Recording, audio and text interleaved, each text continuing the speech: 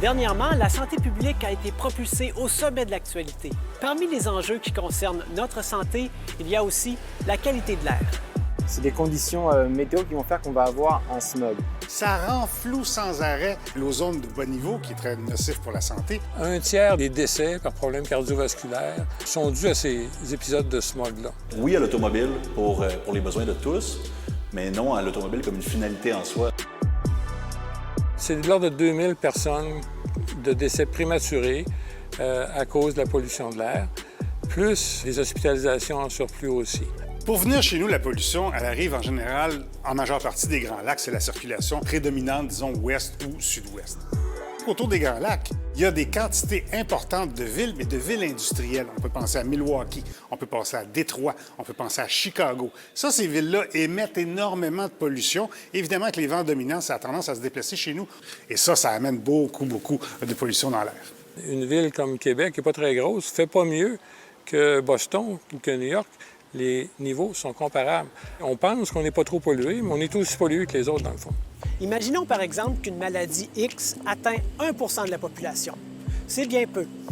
Mais si on place ce 1 sur l'ensemble de la population canadienne, qui est de 37 millions, le chiffre représenterait 370 000 personnes, soit l'équivalent de 2 fois la population d'une ville comme Sherbrooke, par exemple. Pendant la COVID, on a rapporté que la pollution atmosphérique était beaucoup diminuée. Évidemment, les usines ferment, les automobiles ne roulent pas.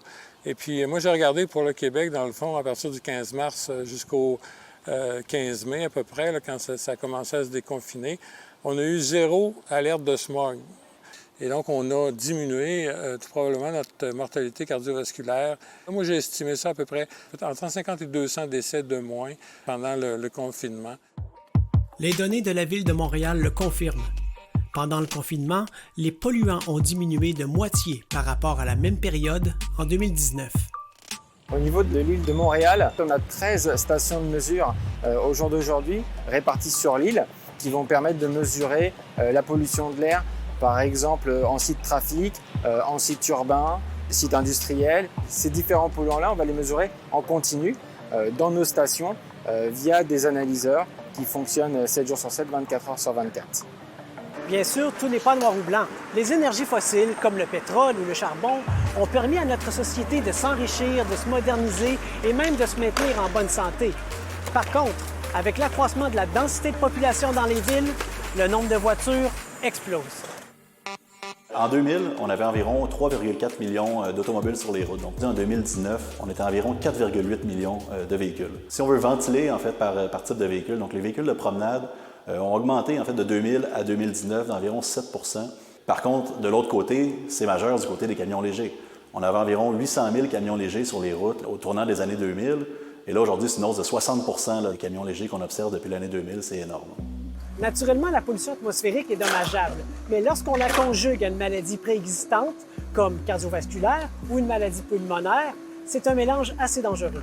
Typiquement, quand on est dans une ville, il y a tout le temps un niveau de base de polluants.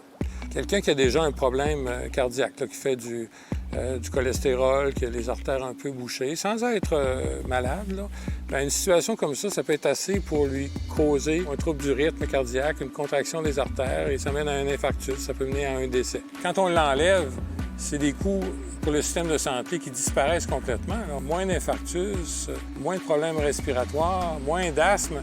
C'est pas l'usine ou c'est pas l'automobiliste ou la pétrolière qui paye ça, c'est nous-mêmes. C'est le gouvernement qui subventionne très directement l'industrie en absorbant tous les frais de santé.